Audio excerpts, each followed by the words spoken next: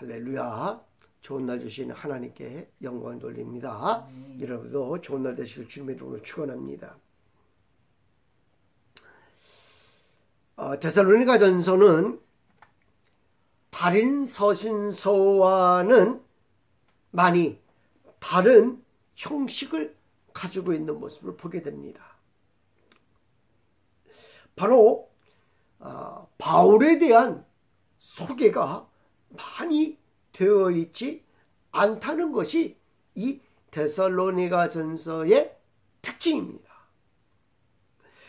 다른 곳에서는 말입니다, 사도 바울을 소개하면서 예수 그리스도로 말미암아 사도된 바울은 이라는 말로 시작하거나 하나님으로 말미암은 예수 그리스도의 종 바울은 이라고 소개하면서 편지를 시작합니다.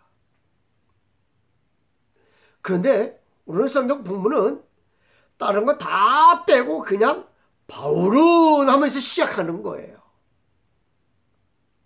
그래서 다른 서신서와는 격이 많이 틀린 모습을 보게 됩니다. 그래서 이 데살로니가전서를 보게 되면 좀 가볍게 시작하네? 다른 서신서를 보면 좀 앞에가 좀 무거워요. 근데 데살로니가전서 가볍게 시작하네? 라는 느낌이 듭니다. 왜일까요? 왜일까요? 두 가지 여건상 자신에 대한 소개가 그리 많지 않았다라고 생각을 해봅니다. 먼저는 바울이 데살로니가 교회를 전도한 지 얼마 되지 않은 상태였기에 자신이 다른 사람으로부터 평가를 받기 전이었다라는 것입니다. 다른 서신서를 쓸 때는 자신에 대한 평가가 벌써 들어가 있어요. 어디에? 그 교회. 그래서 자신을 때로는 하나님으로부터 예수 그리스도로부터 말미암은 종이며 사도며 이렇게 막 소개하는 거예요. 근데 데살로니가 교회는 6개월밖에 안 된 교회라고 했어요. 그러다 보니까 자신에 대한 소개를 다른 사람이 와가지고 평가해 줄 만한 시간적 여유가 없은 것이 아니겠느냐라는 생각을 해봅니다. 유대인들의 시기와 질투가 없었다라는 것입니다.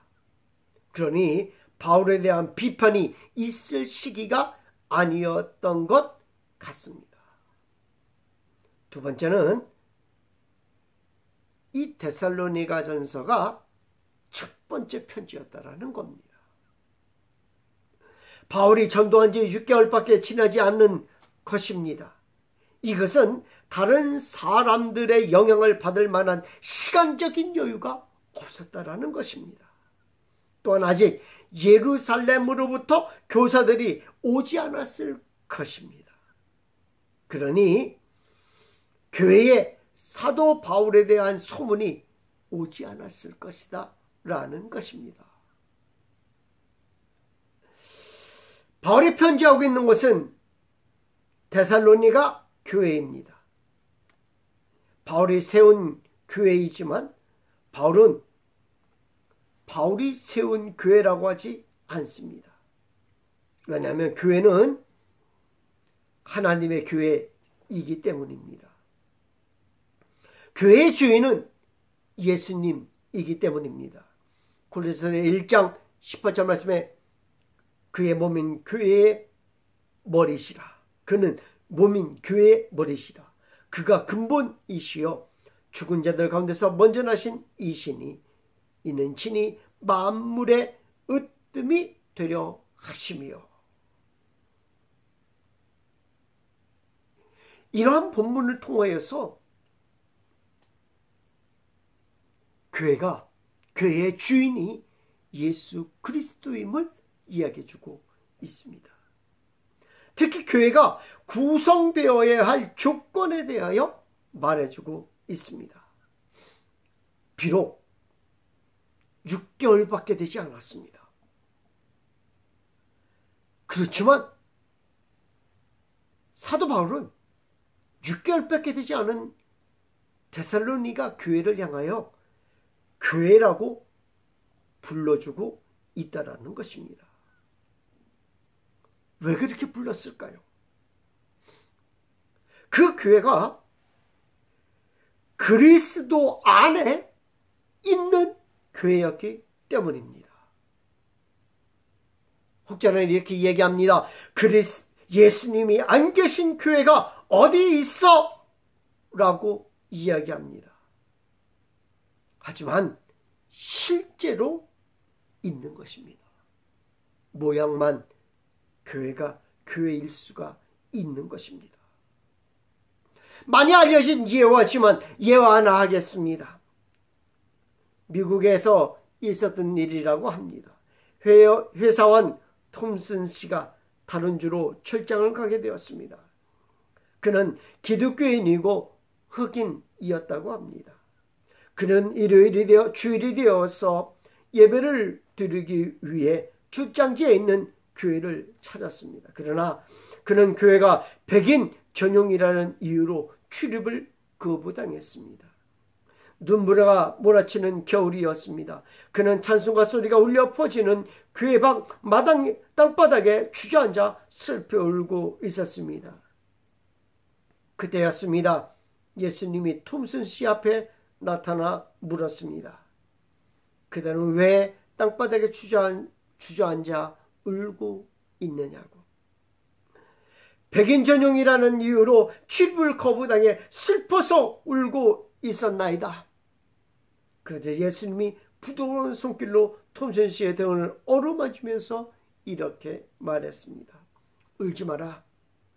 이 교회가 생긴 지 좋게 100년이 넘었지만 나 역시 한 번도 들어가 본 적이 없느니라. 과연 우리 교회의 주인은 누구일까요? 주님이 주인 되시도록 하여야 합니다. 아니, 그 교회의 주인은 교회의 머리 대신 예수 그리스도이십니다. 이단들의 특징은 교회가 이만희가 주인이고, 문선명이 주인이고, 박태선이 주인이고, 김기동이 주인이고, 정명석이 주인이고, 이초석이 주인이고, 박옥수가 주인인 집단들입니다. 이런 집단들을 향하여 주님은 이렇게 말씀하십니다. 나도 들어가 본 적이 없는 교회라고 하십니다. 그러니 그곳을 교회라고 할 수는 없는 것입니다. 또한 개개인이 교회라고 이야기합니다. 왜냐하면 예수님이 계신 곳이 교회이기 때문입니다. 그런데 나 자신이 주인이면 그 교회는 예수님이 계시지 않습니다. 나의 삶의 주인이 예수님이 되어야 하는 것입니다.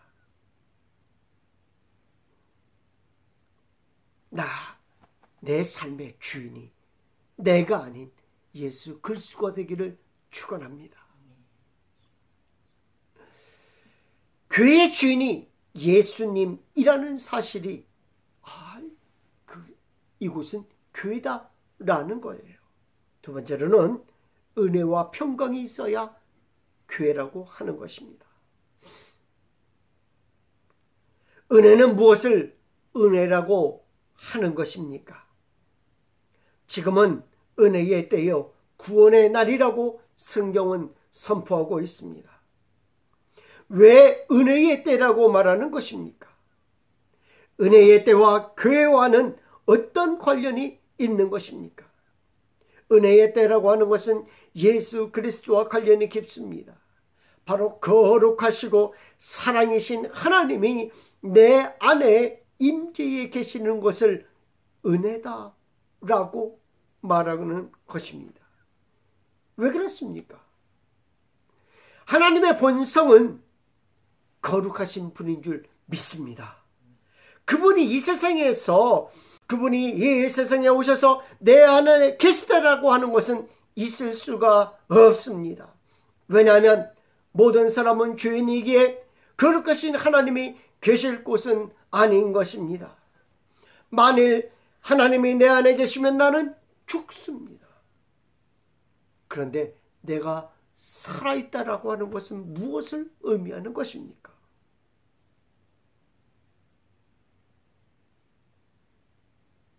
첫 번째, 내가 죄인인데 죄의 문제가 해결되었다라는 것을 의미하는 것입니다. 죄의 문제가 해결되지 않으면 하나님이 내 안에 계실 수가 없습니다.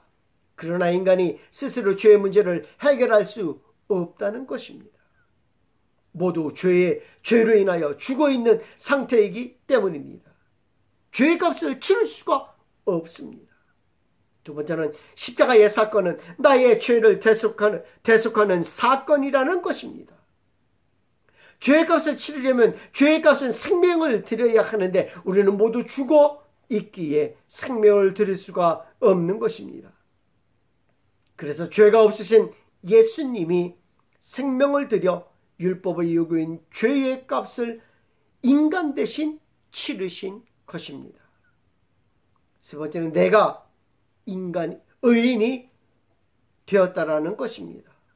죄의 값을 예수님이 치르셨습니다. 죄가 없으신 분의 생명으로 죄의 값을 치른 것입니다. 죄의 값을 대신 속죄한 것입니다. 이를 통하여 우리의 죄가 용서받은 것입니다. 예수님이 내 안에 계실 때 우리는 죄에서 해방되는 것입니다. 그리고 내가 의인이 되는 것입니다. 나의 공로로 의인이 된 것이 아니라 하나님이 거저 주신 은혜인 것입니다. 이 은혜가 있는 곳이 교회가 되는 것입니다. 이 은혜가 없으면 교회가 아니요 사교 모임이요 친목 모임이 되는 것입니다.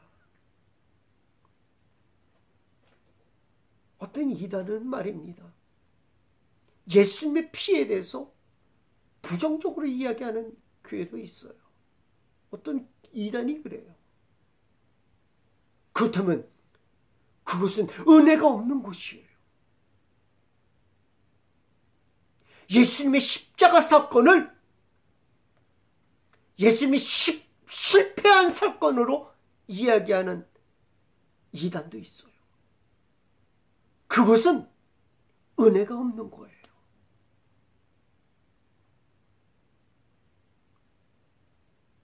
우리 교회에 이 은혜가 넘쳐나길 축원드립니다.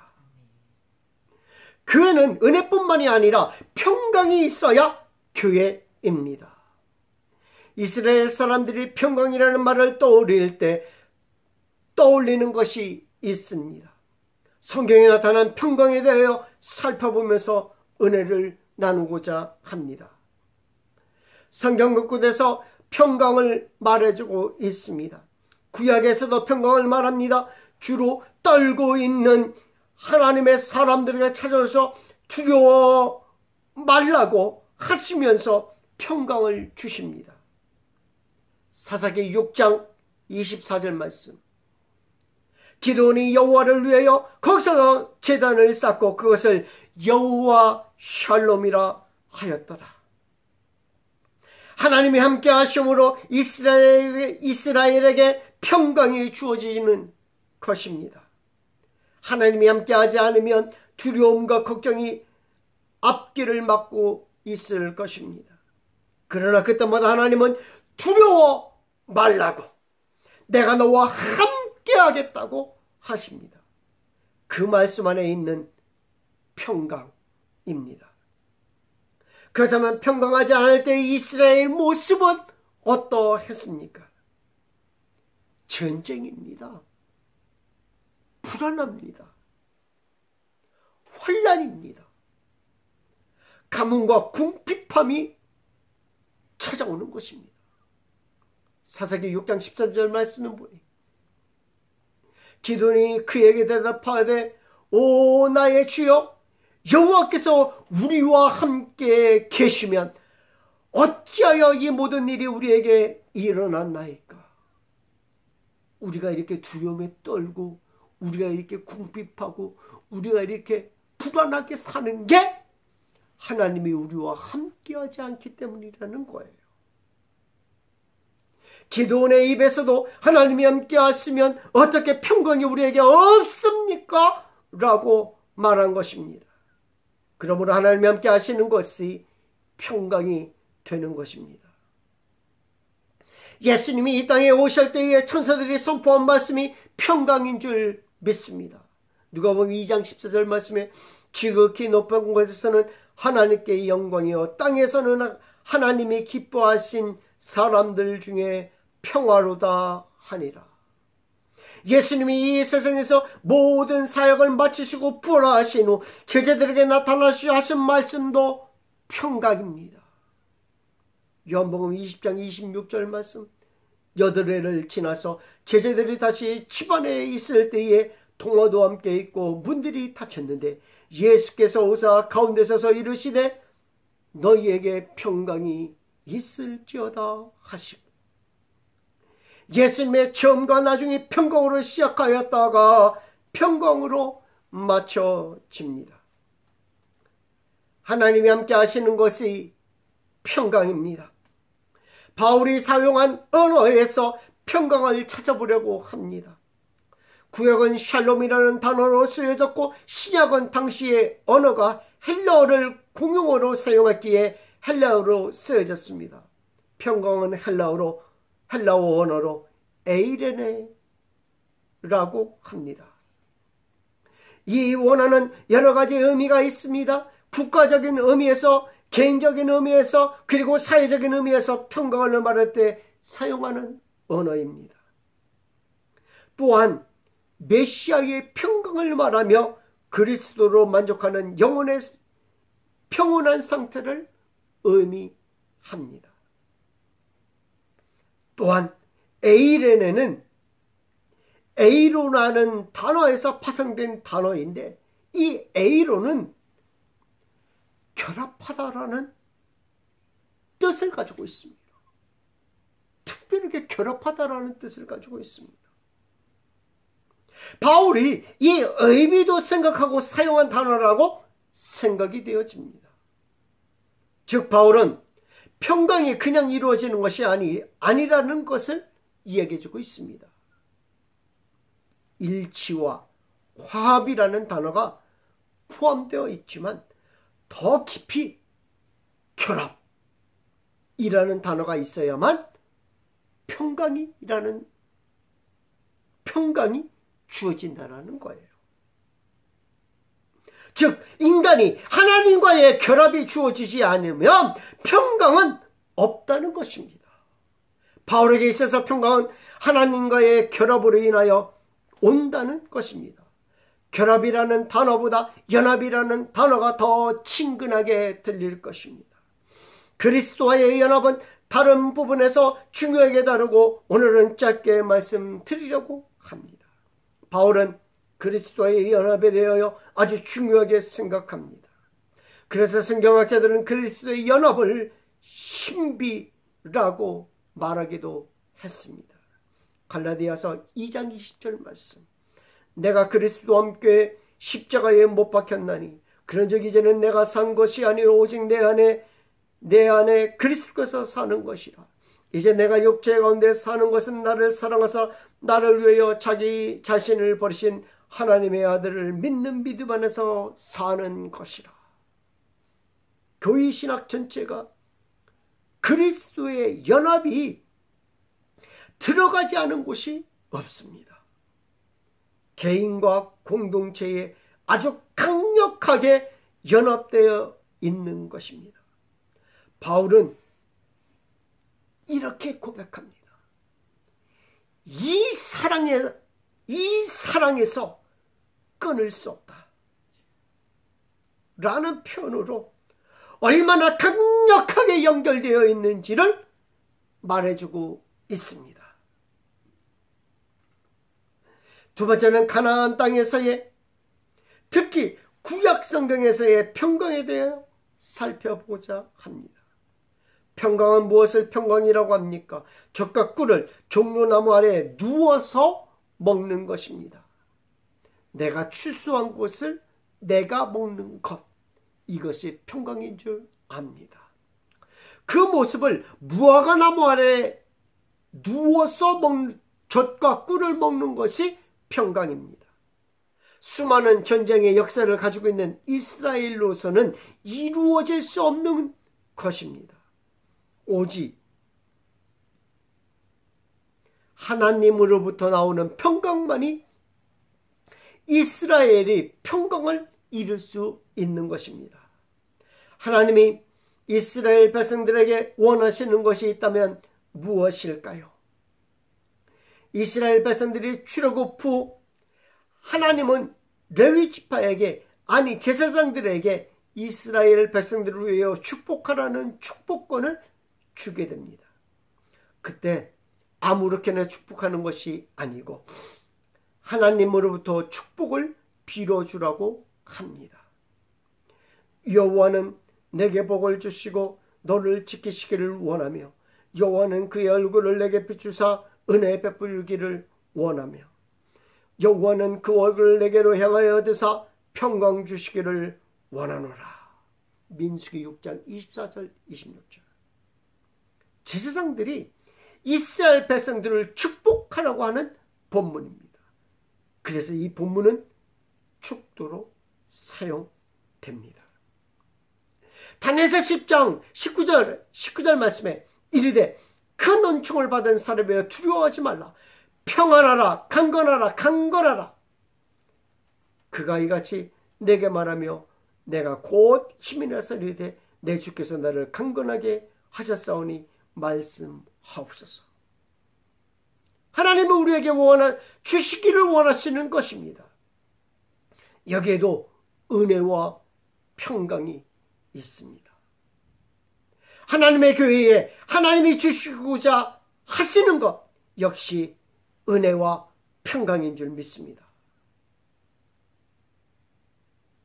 하나님의 교회는 예수 그리스도가 주인이시고 은혜와 평강이 넘쳐나는 곳이 하나님의 교회인 줄 믿습니다.